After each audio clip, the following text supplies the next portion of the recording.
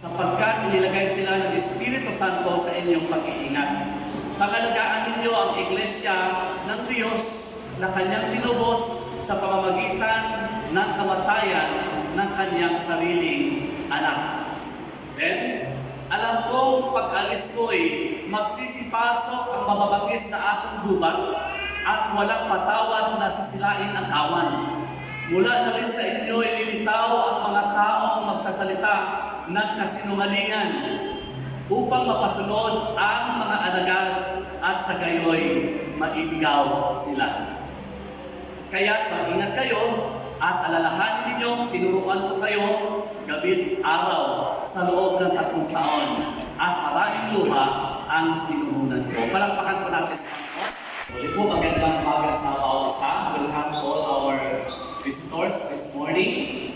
May mga bisita po tayo. So ngayon po umaga, our topic is entitled God's Flock on the Last Days. God's Flock on the Last Days. Yan. Yung mga bata from 8 years old on the last days. Yan. Ang mga kawan. No, ang kawan ng Diyos sa mga huling kapanahunan. Kaya hindi ko muna pinaalis dito larawan na ito po ay isang picture na ginamit po ng minister's licensing noong February 10. Nung nagkaroon po ng tinatawag na FM, Agape Division FM at FW Fellowship, ay ginamit ko rin po itong larawan. And then, ay tinuloy ko po bilang isang tema po natin na kasi yung tema po ng mga FW facing the last days. So, tinuloy ko po ito about the flock na siya rin naging mensahe po ng umaga about the awareness of the flock, about yung katawag na the true sheep, ang tunay na tupa. Yan. So, ngayon po, God's flock on the last days. Ano nga ba ang kalagayan ng kawan ng Diyos sa huling mga kapanahunan? At sino ang kawan ng Diyos? Makikita po natin yan sa mga talata na kung saan ay nabasa po natin kanina. Doon po tayo mag-focus ngayon from verse 28 up to verses 30 ay ganito pong sinasabi. We are talking about the last days. Aside po muna natin yung mga vaccine ngayon, yung mga kahaka na baka mayroon ng mga microchip, ay isang tabi po muna natin yun. Kasi pag sinasabi ko usapan po yung mga last days, ay marami po yan isa general. So ngayon, isang bahagi lamang po ito tungkol sa pag-uusap natin tungkol sa mga huling kapanahunan. Di na po natin, natalakay po natin ito kasi meron po 2 okasyon na atin itong ipinagdiriwang at ito po ay kada taon. Yung tinatawag na Palm Sunday o Linggo ng mga Palaspas, yung the triumphant entry of Jesus and His disciples to the Jerusalem. Then, last Sunday, we were commemorating about the resurrection of the Lord Jesus. 2 linggo po na pinagpaliban po muna natin itong tema ito at ngayon ay pagpapatuloy po natin about the flock o God's flock. Sabi po ng verse 28, ingatan ninyo ang inyong sarili. Bigkasin na po natin yung sarili. Ready? Begin. Yan. Ingatan ninyo ang inyong sarili. At lahat ng kabilang sa kawan. Bigkasin po natin yung salitang kabilang sa kawan. Ready? Begin. Ang tanong ay sino ang kabilang sa kawan?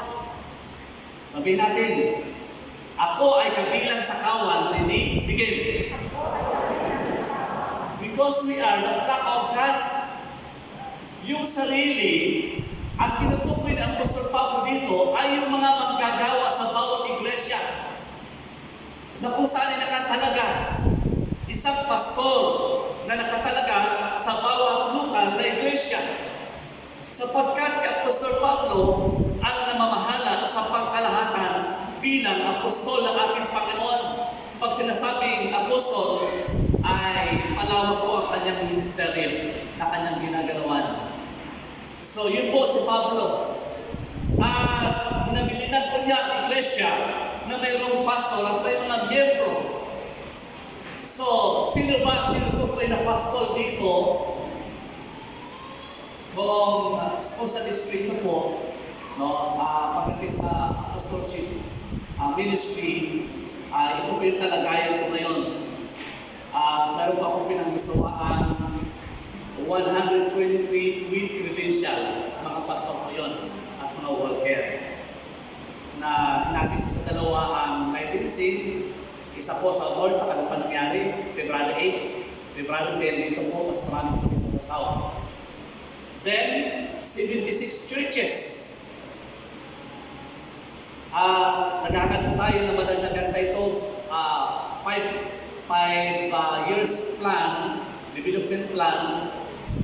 We are planning and assuming na madagdagan pa ng mga churches at bilang ng kawan sa buong Oriental Mindoro na mayroon po tayo 6,896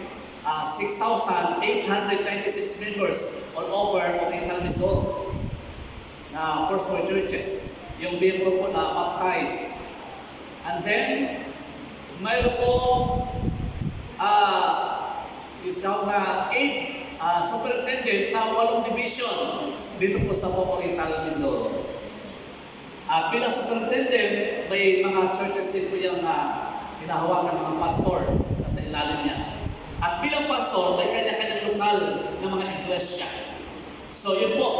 At sa loob ng iglesia, ang tinutukoy po yan, tinatawag na ingatan ninyo ang inyong sarili, hindi lamang yung tumutukoy sa pastor, kundi yung tinatawag na may mga pinangasiwaan. Halimbawa sa iglesia ito, may mga departamento po tayo. Sino po, bawat head ay may mga responsibilities po yan, and they are accountable to their people. And then, mayroon po Sunday school teachers, ng mga department heads, may Sunday school teachers. Siyempre, yung kanyang pinangasiwaan, yung kanyang mga tinuturuan doon sa mga departamento. Pagdating po sa CDC, ay meron tayong project director na siya yung pinakapastol sa lahat, sa pagkalahatan, no? sa staff. And then, pagdating sa mga bata, ay may kanya-kanyang level, may kanya-kanyang teacher. Yun po, may mga kanya-kanyang pinagpapastolan. Kaya it is general, kung sinasabing sarili, it is general kung sino mo yung pinagkisawaan. No? Pagdating sa sambahayan, ang mga magulang na tinutukoy po dito. Ngayon, may kanya-kanyang grupo ng mga kawan sa pangkalahatan at sa tinatawag na school group at by families. Ang sabi ng Apostol Pablo, ingatan ninyo ang inyong sarili bilang kayo ay nagpapastol o may kawan kayong hinahawakan.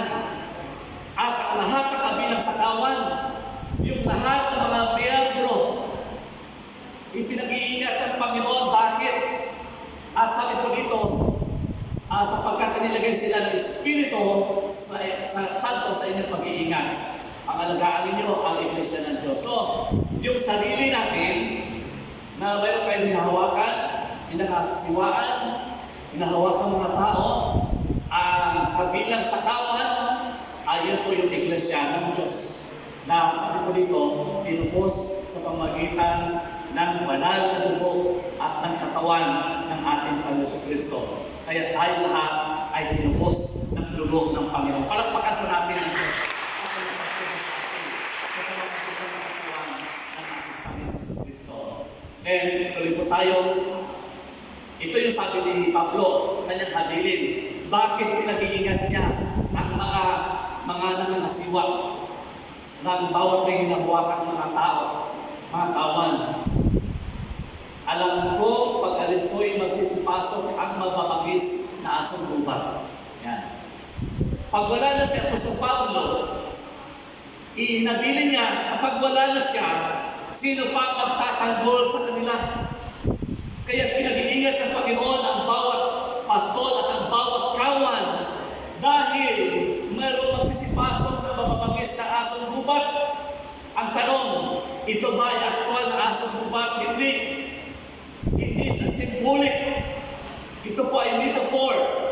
Ito po ay pagsasalarawan o pagsahalitulan ng isang spiritual na bagay sa aktual na bagay. Alam po natin kung ano po ang ugali ng isang asong gubat. Sila talaga po ay yung tinatawag na lubo, yung tinatawag na wolves. At kapag sila po ay nanakmal, ay talagang sira, gutay-gutay ng katawan o maaaring ikamamatay ng isang tao. So, sino ito mababagis sa asong gubat? Sabi ko, walang patawad na sila inakawan. Ano po ang kanilang pinupunterya? Yung kawan. Sisilain daw ang kawan. At sino itong asong gubat? Ang kasagutan ko niyan ay sa Matthew chapter 7 verse 15 to 16. Nang sabi doon, mag-ingat kayo sa mga bulaang propeta.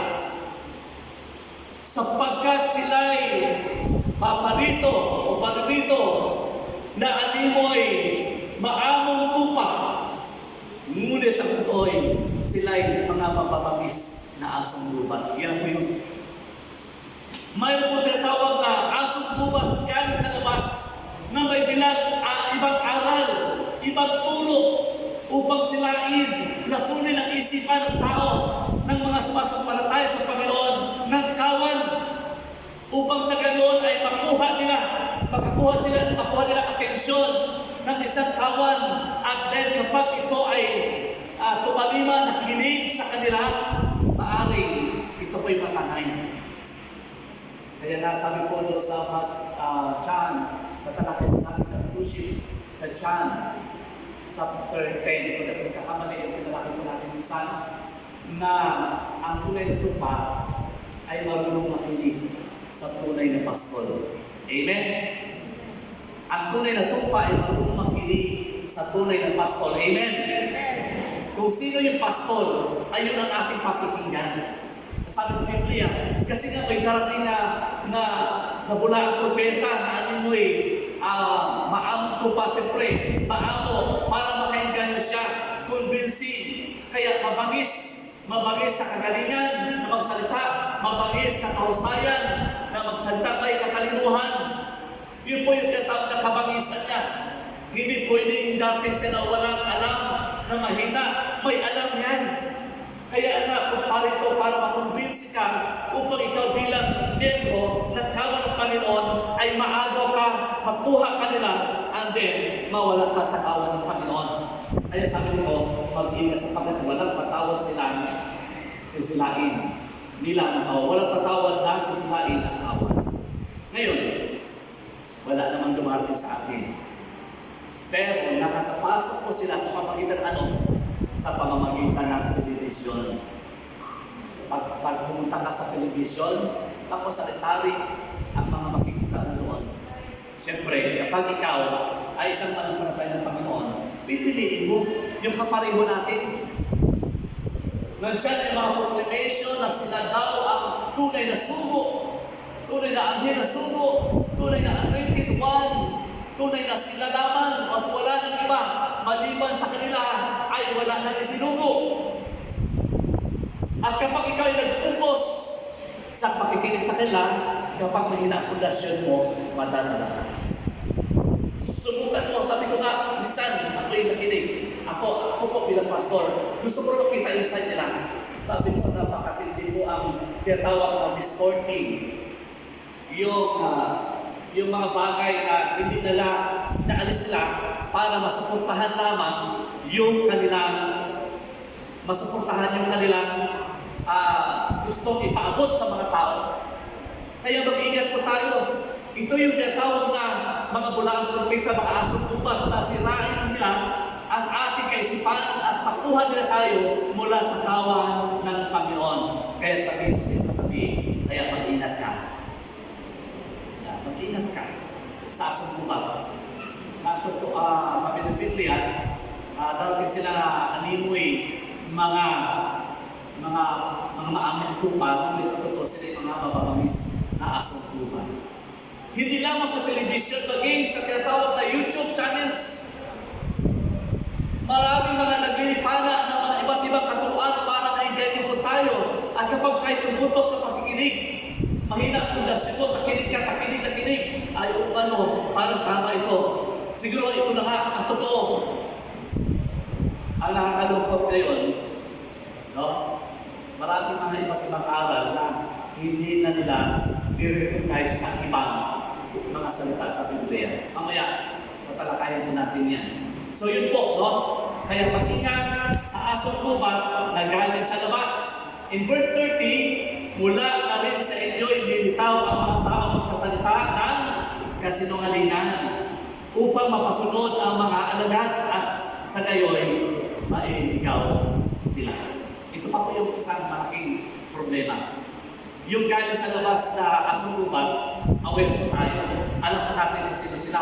At siyempre, handa po tayo noon. Pero pagdating sa nanggaling sa loob, yun po ang mas matinding makasira. Na minsan nakita mo natin na kasamahan po natin ng matagal ng panahon, pero nagkaroon ng panibagong turo, aral, na kung saan ay minamalin na ibang sinasabi sa Biblia, ayun na po yung tinatawag na may asong bumati pala sa loob. Na kung saan ay pwede silain at marami pa sila na madadala. Kaya nangyayari po yan sa mga churches. Ang problema pa, sa malaking problema, ang pastor pamangkin ang ginamit ng diablo para magkaroon, mas marami po siya mahatak. Pag ordinary membro, maaaring nakakumbisi din siya, pero hindi ka. Pero kapag pastor ang ginamit upang magkaroon ng ibang aral na taliwa sa aral, sa taliwa sa katotohanan na nating aral, ayun na, mas marami mo silang madadala. Di ba napansin naman natin? Na-experience po ng ibang church natin, kasama natin, na halos kalahati ay nagtangay po nila.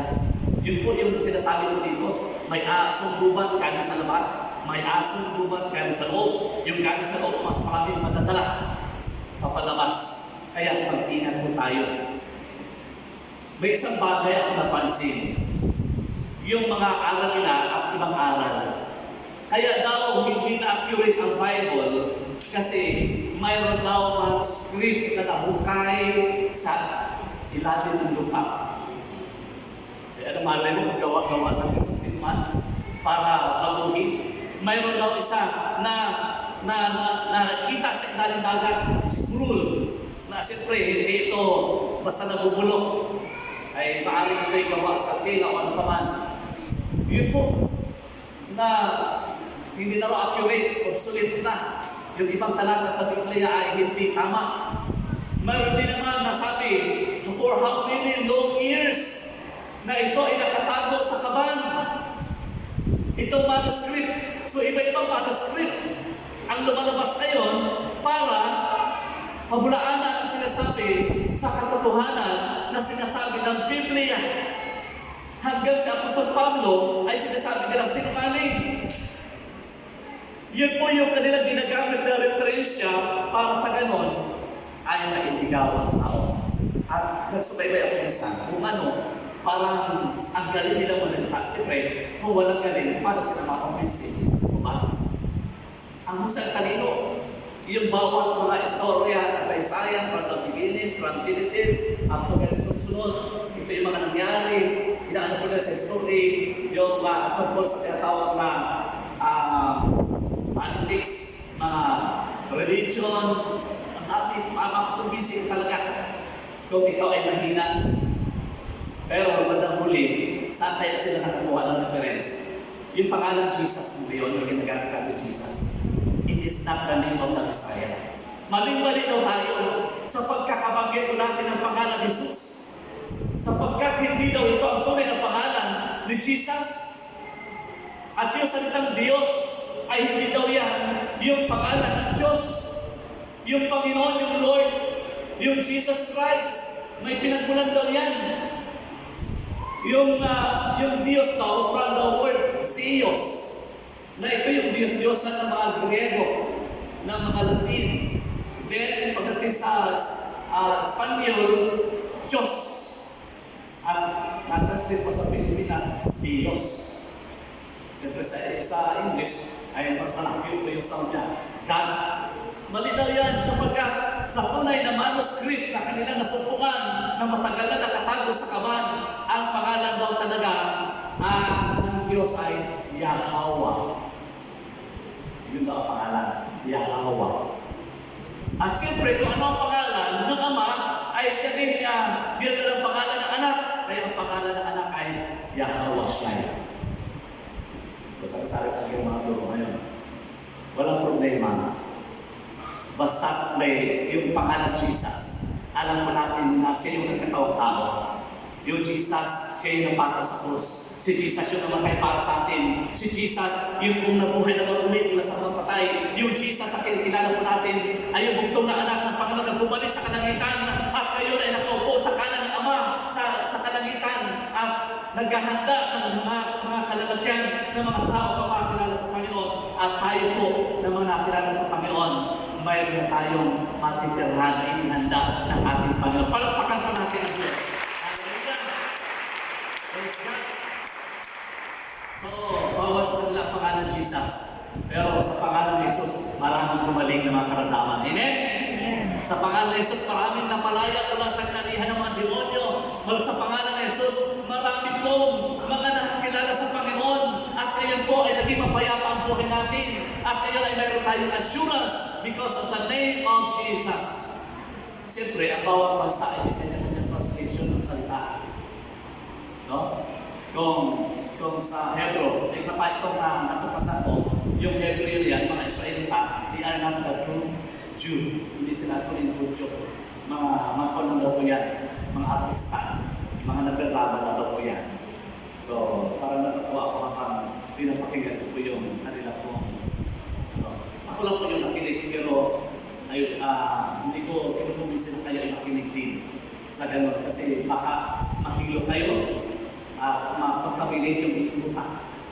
Doon po, no? Kasi meron po silang reference na yung nahukay na matagal na nakatago sa kaban na nagkaroon pa. Sabi ko nga, tayo ay nasa uling panahon, ngayon malilitaw yung kung yan ang katotohanan, ay sino ba ang maliligtas? Di po ba? We are now in the last days. So, ngayon, ang sabi ko dito ay mag-ingat po tayo sapagkat baka sila yung mismo na kasamahan natin ay sila yung asong gubat sa loob na makatangay ng marami.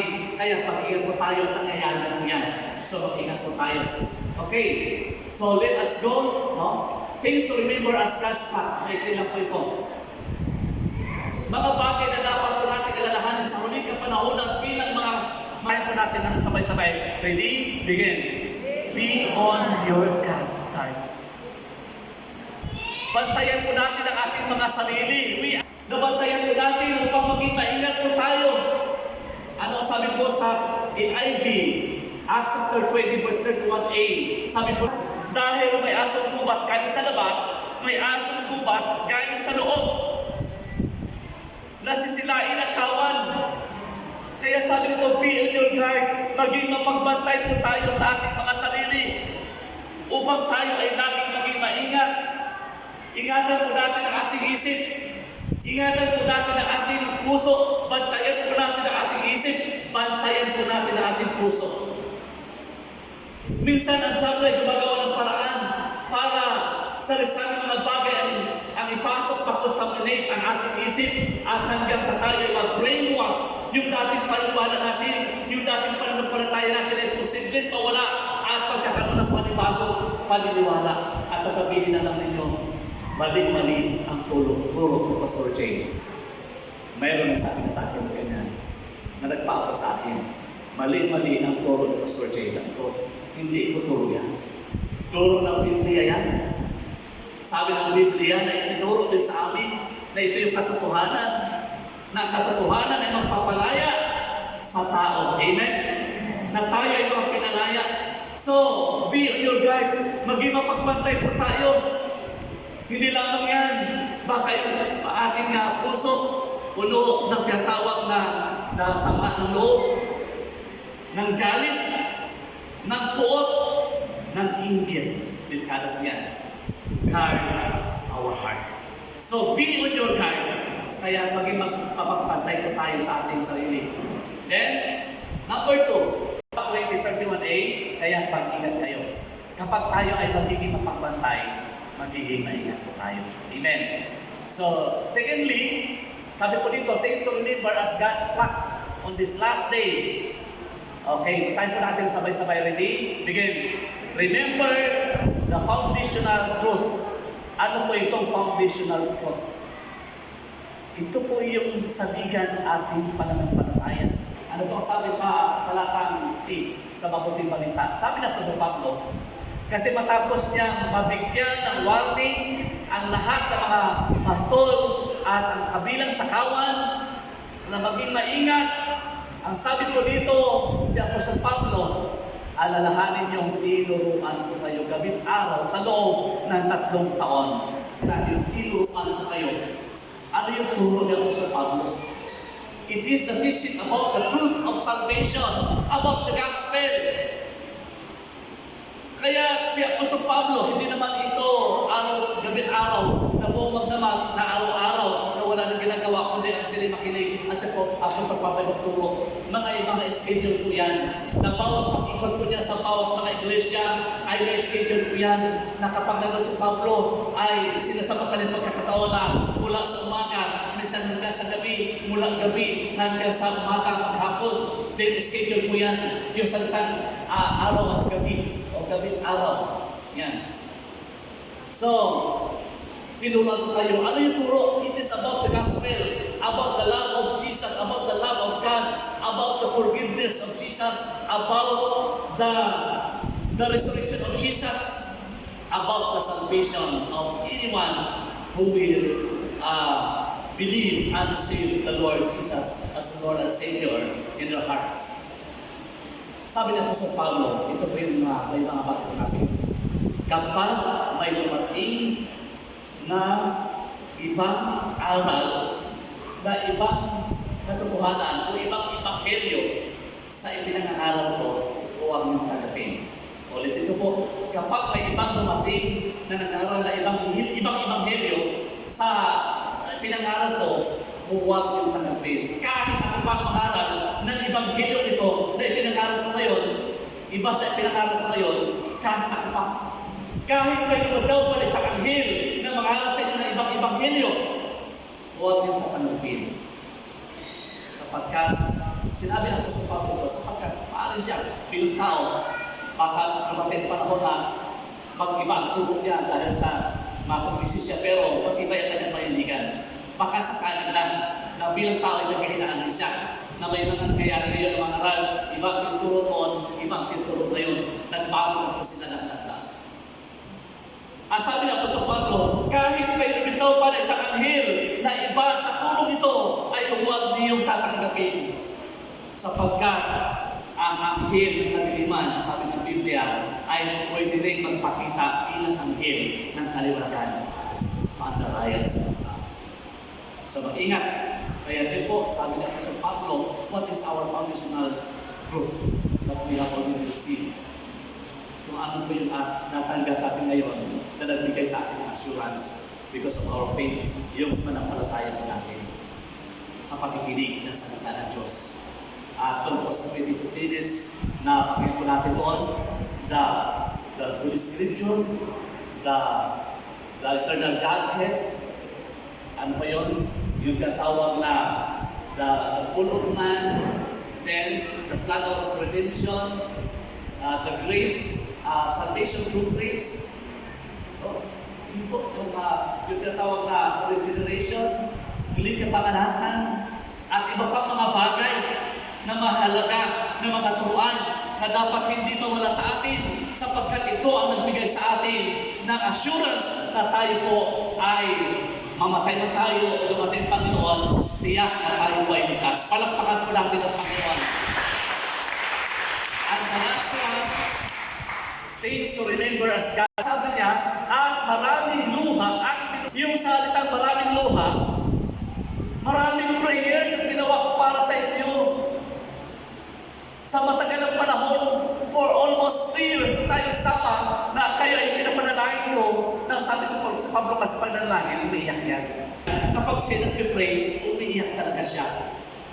Si Pablo ay matapang na bilang sundalo, na ginagamit noon ng mga Romano para yung mga Kristiyano ay ano tawag dyan? Persecute. Pero nakilala sa Panginoon, nakilala ng Panginoon, namit niya si Lord sa pamagitan ng kanyang vision, nagulag siya. Sa kanyang pagkagulag, doon niya nakita ang Panginoon. At si Apostol Pablo, buong pusong pagpapakumbaba sa Panginoon, na may pagluha sa kanyang mga panalangin. Wala masama sa panalangin na may pagluha.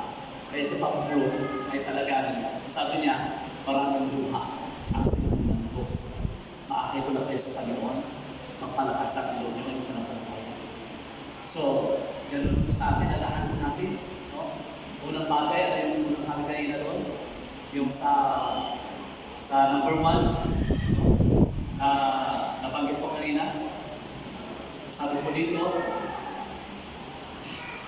ito yung mga bagay na napanapin nyo lang maging mapagpantay po tayo. Then, secondly, sabi ko rito, ay remember the foundational truth. Yun yung mga turo na natutunan natin na nagpapiyak sa ating kaligtasan. At number 3, alalahanin po natin na may nananalangin lang sa atin. Sabihin mo sa iyong katabi, somebody prays for you. And I am praying for you too. Ready? Begin.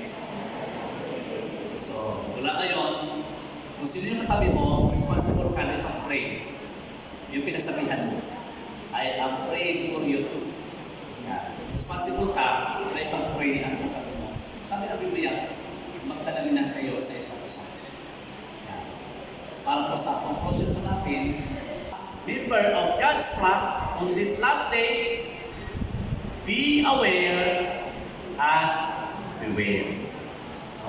Dapat may natutunan tayo, dapat may nalalaman tayo. Ito'y pagkaalam ng mga bagay-bagay na nangyayari sa mundo ito. Pagkaalam ng mga bagay na sinasabi ng Biblia.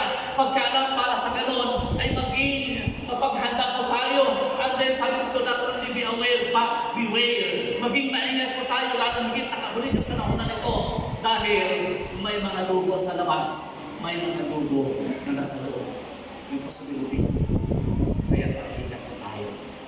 Uling, sasabihin po natin sa ating katabi, mag-ingat tayo. Ready? Begin.